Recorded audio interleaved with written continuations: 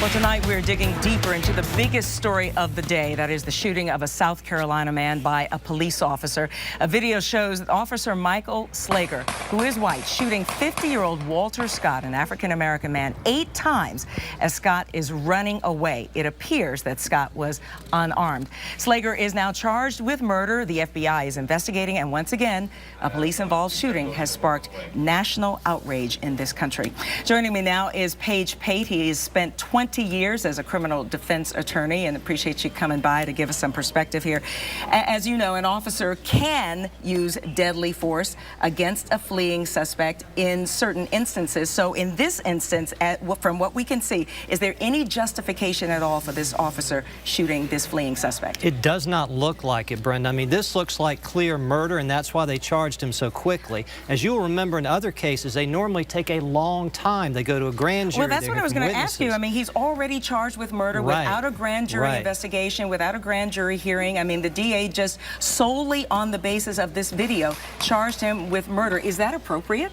Well, I'm sure his lawyer will say no, but given the weight of this evidence, it is so clear on this video that he's shooting an unarmed man in the back while he's trying to run away. An officer can use deadly force, but only if the person that he's trying to shoot poses some immediate risk to some other person. It doesn't appear so. It does not appear so. Or if he's just committed a violent offense, and that doesn't appear to be the case. So legally, either. What happens next? And will Officer Slager get bond? Well, it's possible. The first judge he saw, and that was yesterday, could not grant him a bond, not even authorized to consider bond. He will later go in front of a higher judge, someone with more authority to set a bond, and they'll consider it. But in most murder cases in South Carolina, like Georgia, there's not going to be a bond. Given this video, how do you put together a defense? I mean, he's obviously going to have to find an attorney now. Right. How do you defend this officer? Well, the video is very difficult, so you need to find out what happened before the video. Was there really a struggle? Was Mr. Scott trying to get the taser? Was there some sort of an argument that the officer can put together that, hey,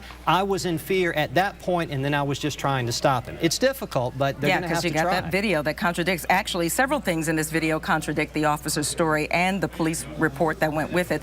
What legal impact will that have moving forward in this case? It makes it even much more difficult because the officer clearly made at least one false statement about what happened during the incident with the issue with the taser, saying he had my taser. Clearly from the video, that is not true. Right. And as you indicated, this video makes it so difficult to put together a defense.